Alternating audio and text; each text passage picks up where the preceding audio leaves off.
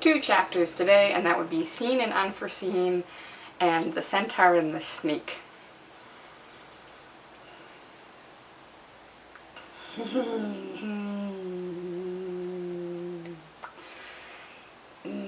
Some people in these chapters I really don't like, and then some I'm just like, hee.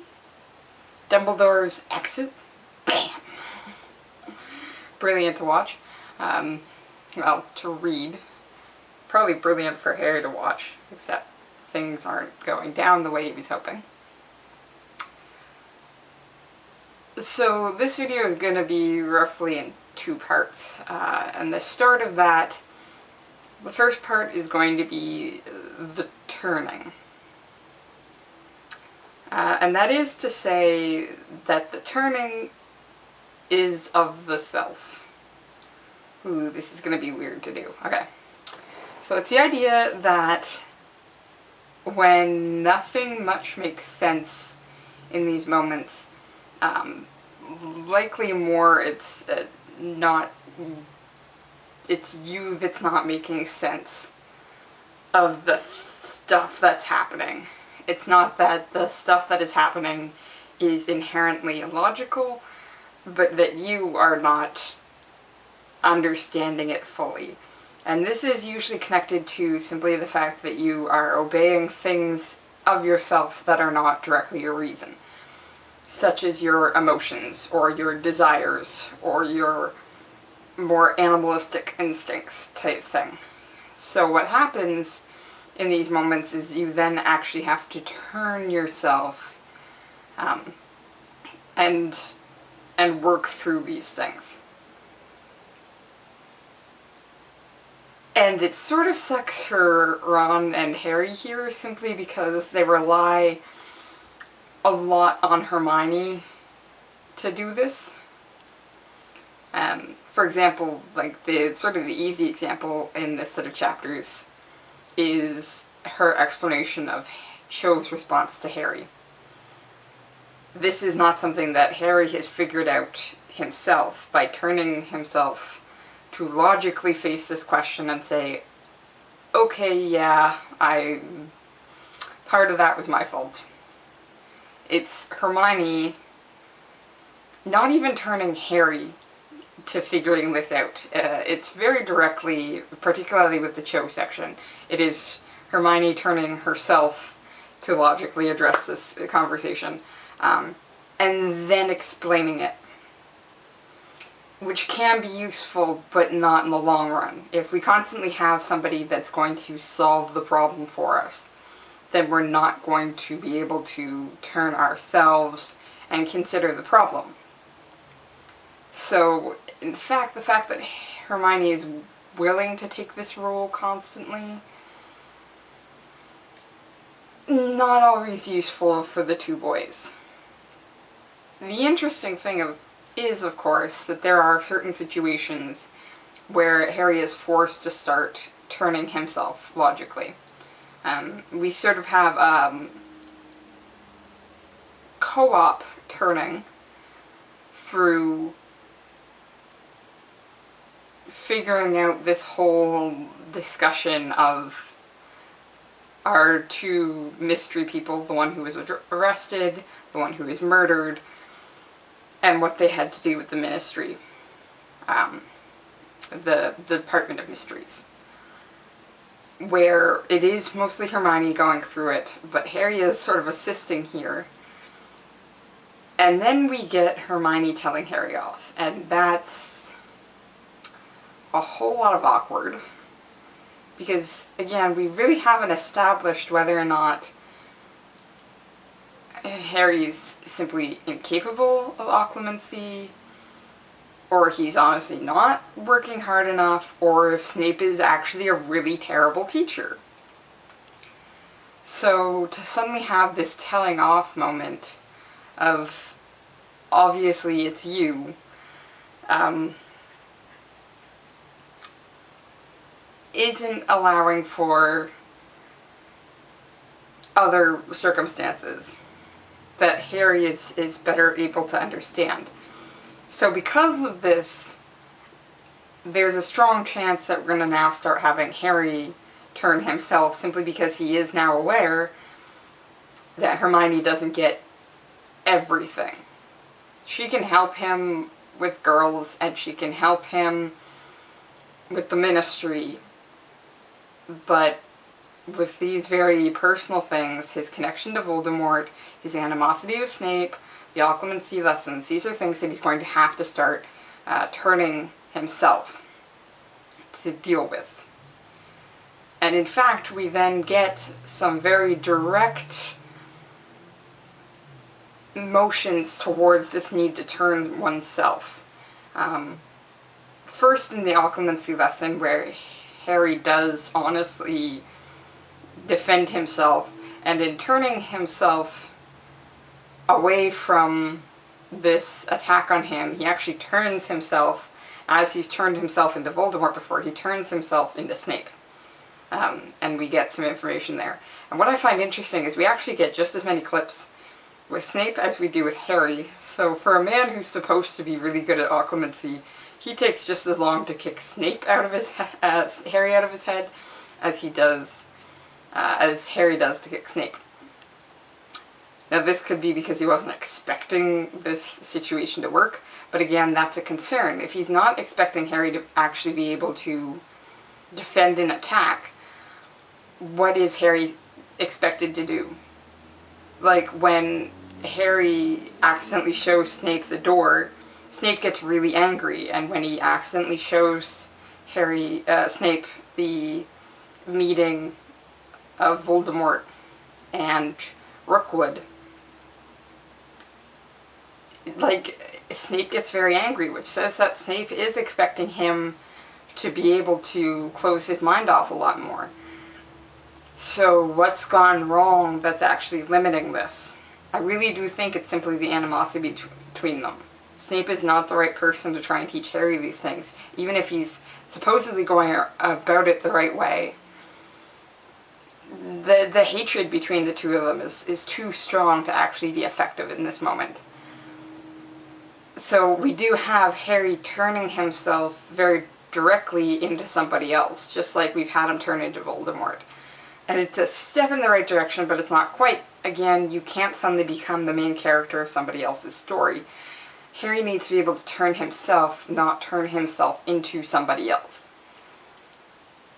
Which we actually then start getting hints at when Firenze comes in and starts teaching them the Centaur version of divination, which really is this sort of step back from all the human connections that we have, i.e. the emotions, the want to be liked, the want to be loved, all of these human drivel that's connected to fortune-telling, wanting to be safe and happy and secure, is blocking us from actually knowing things.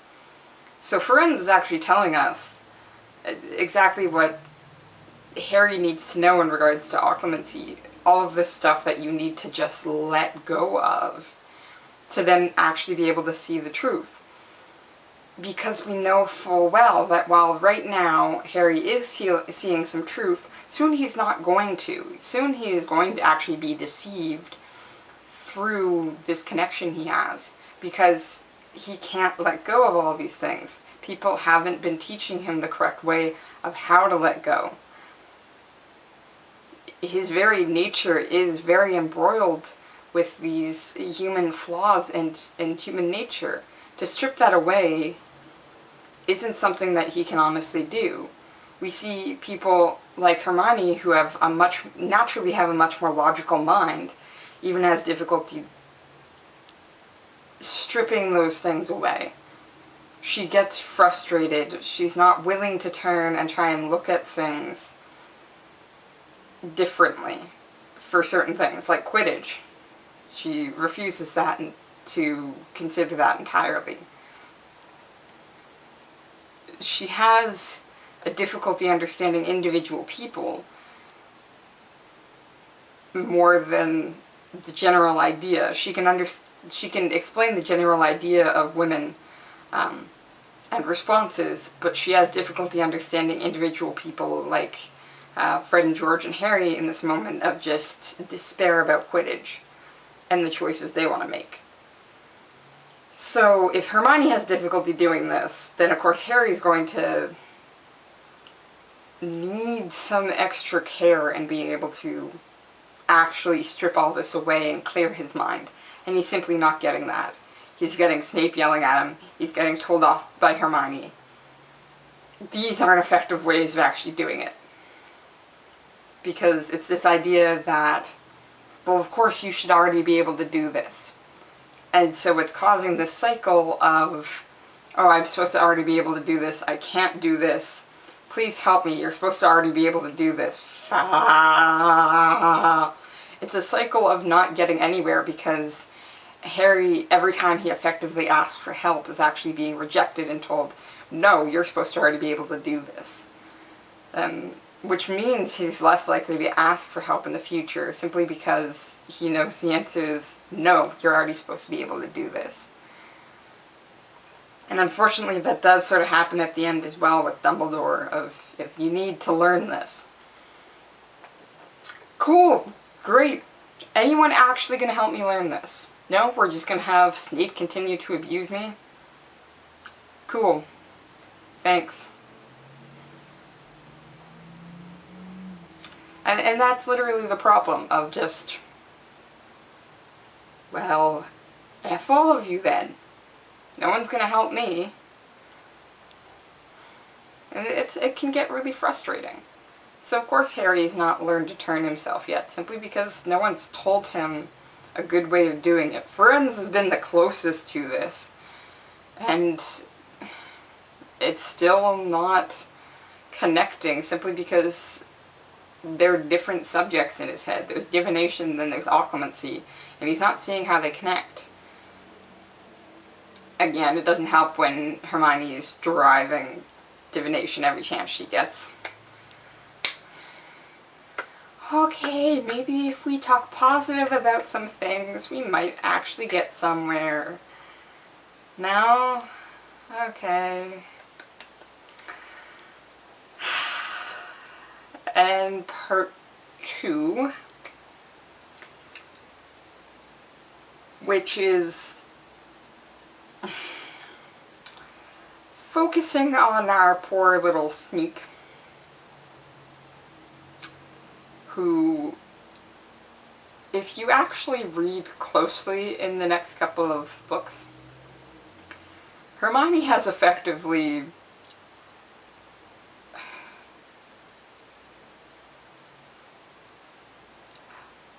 the damage done to her face is permanent.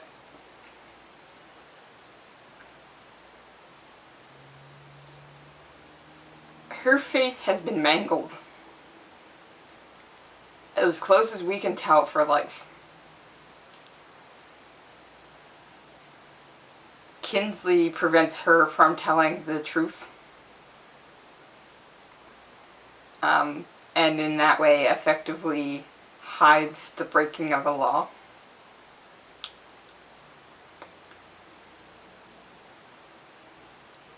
The question then here becomes, if we want to be angry at the motions that somebody like Umbridge makes and the actions she chooses and the opinions she holds, we've got to be really careful about that, because we now actually have some people who we really like. It's true, I really like Kingsley, and I really like Dumbledore for the most part, and I really like Hermione for the most part. And we still have these choices that are being made where we have effectively mauled a girl for the rest of her life. We've messed with her head. We've basically done something that we've seen the Death Eaters doing throughout this time, of screwing people over to get what they want.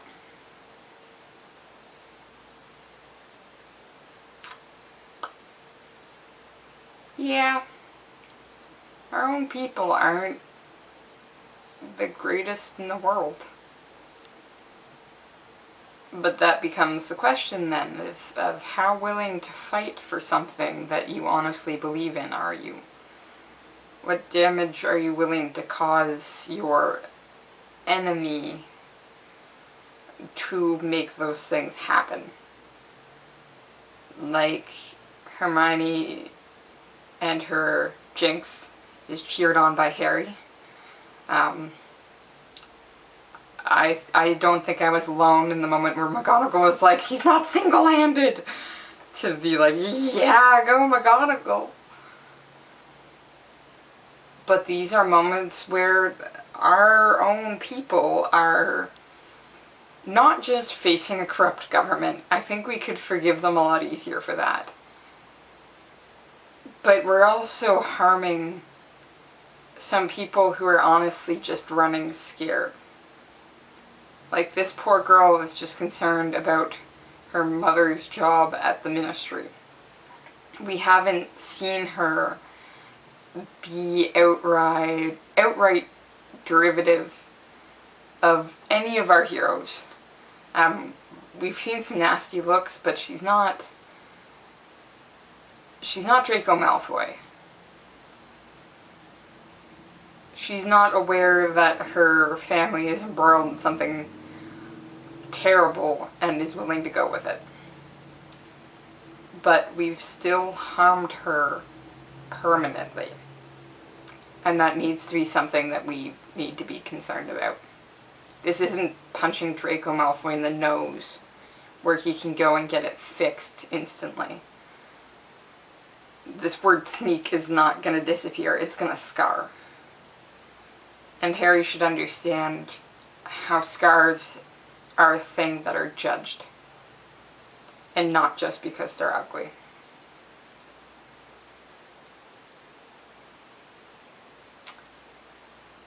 Have people made the wrong choice here? Again, it depends on how far each of us is willing to go to defend what we believe in. And I just think that we might have crossed a line there.